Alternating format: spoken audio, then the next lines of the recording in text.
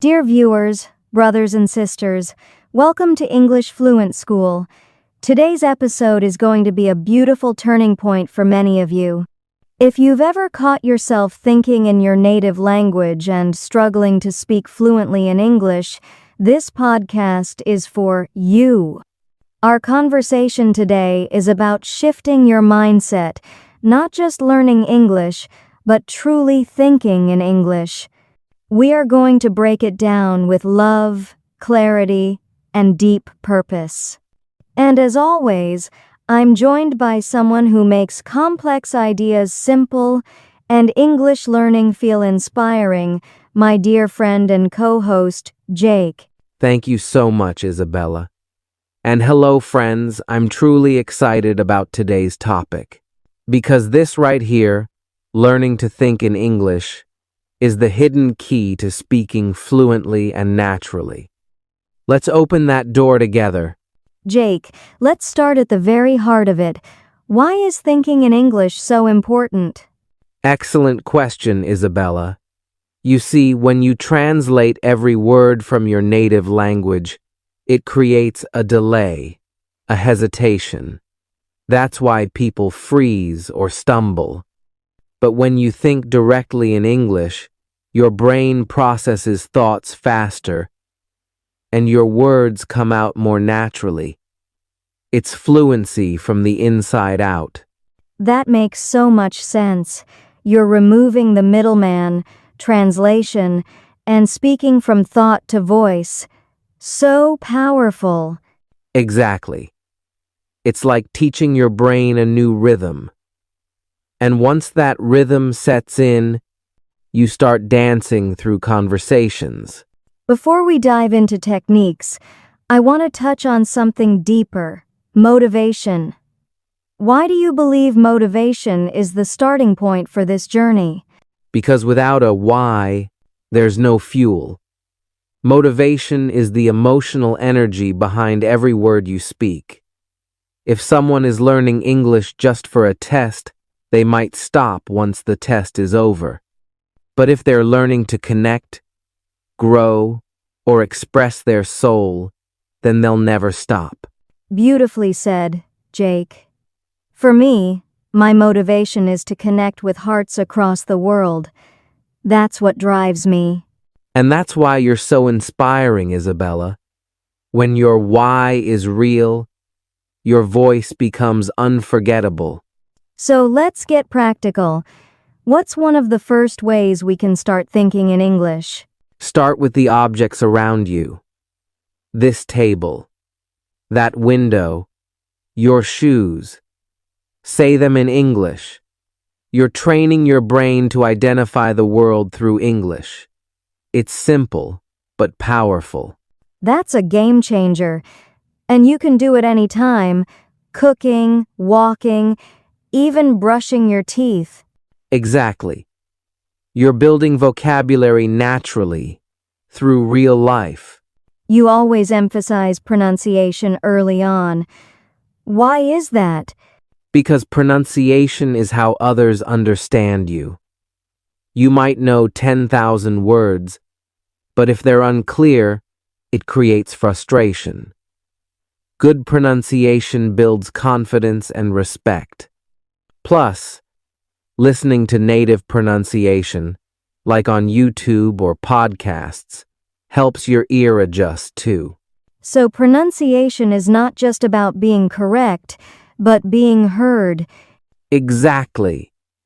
And when people understand you, they respond better, which encourages you to keep going.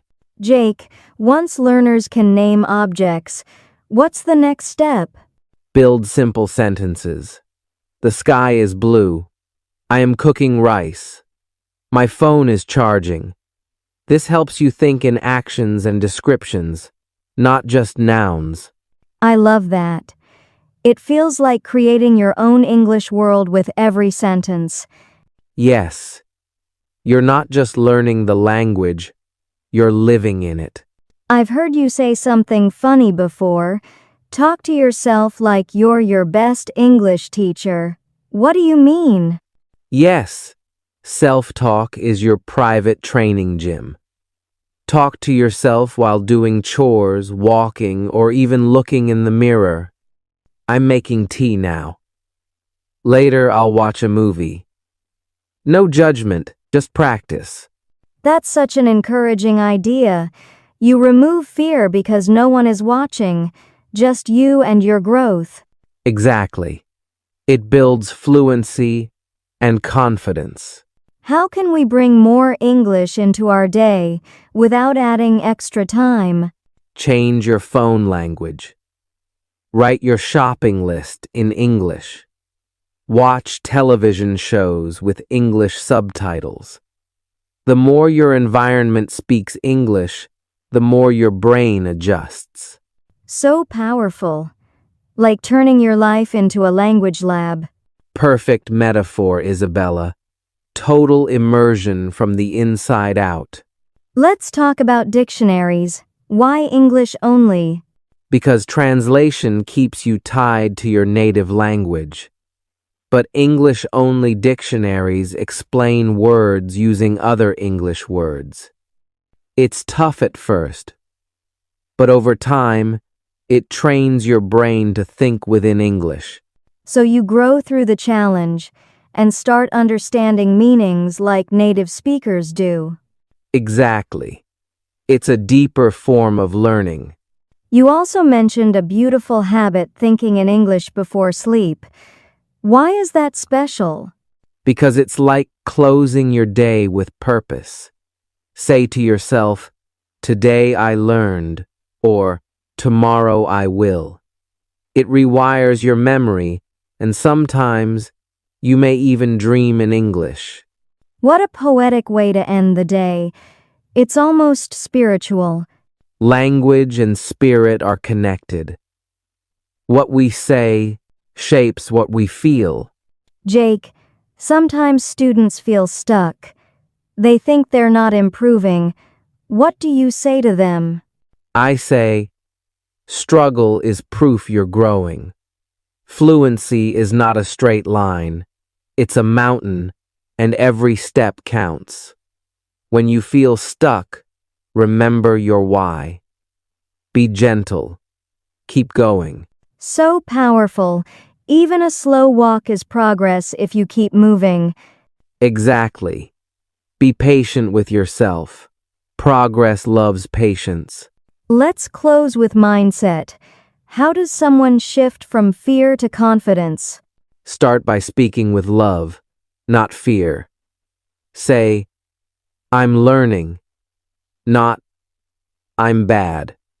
Say, "This is my journey," not "I'm behind." Words are mirrors. When we speak kindly to ourselves, we reflect confidence. Beautifully said, Isabella. Kindness creates courage. Jake, learners often ask, how do I stop translating in my head? It's such a common struggle. What's the first tiny step toward thinking directly in English? Great question, Isabella. The key is micro-thinking. Start with just one word at a time. Look at an object and say the word in English. Phone, table, sky. Then slowly add context. The sky is blue. This rewires your brain without overwhelming it. No pressure, just exposure and intent. Let's talk motivation. Not the hype kind, but the real emotional kind that lasts. How do students find that? They go inward. Ask, why do I truly want to speak English? Maybe it's to tell your story to the world, to understand your favorite music, to connect with someone you love. When that why is personal, it becomes fuel. Write it down. Read it when you're tired. It's your emotional compass. Some people laugh at the idea of talking to yourself in English, but I think it's actually powerful. Absolutely. It's free, always available, and judgment-free.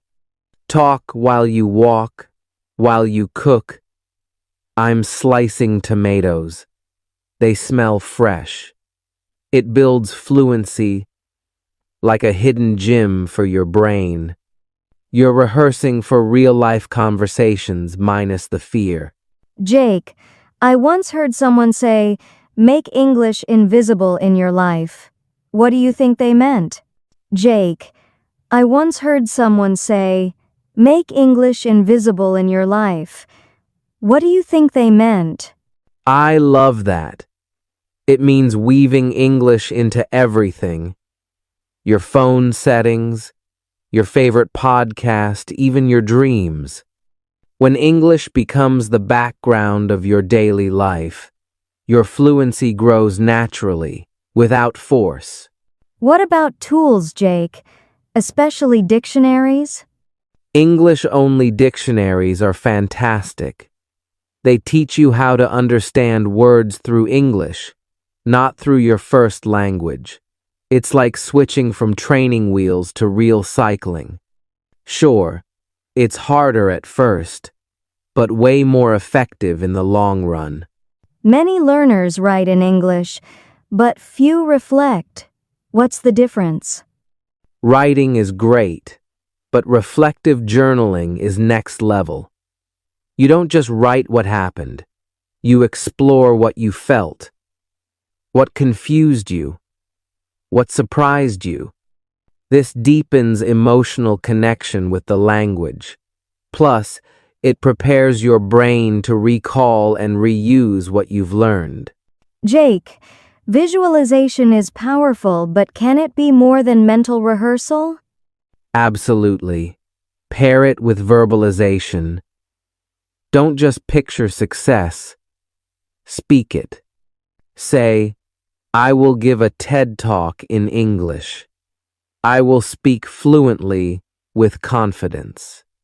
When you say it out loud, your brain starts to believe it more.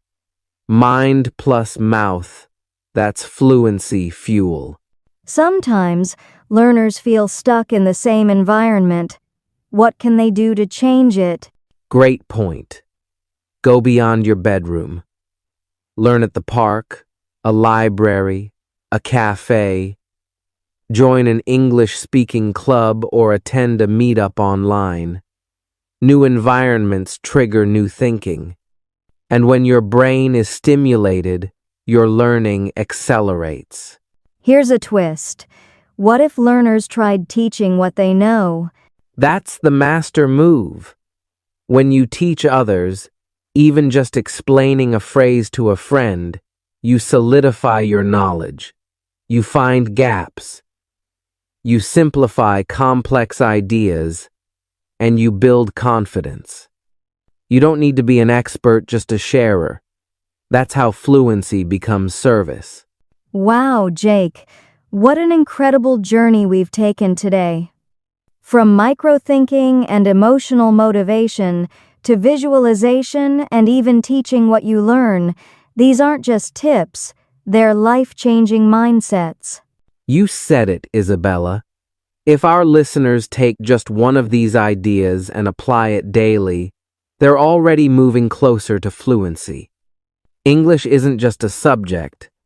It's a doorway to new friendships, new dreams, and a new identity. Dear friends, brothers, and sisters, remember, fluency isn't perfection, it's connection. And every single sentence you speak is a step toward confidence. Choose one habit from today's episode and start it today, not tomorrow. Speak to yourself. Write a reflection. Change your phone language, or teach someone a new word.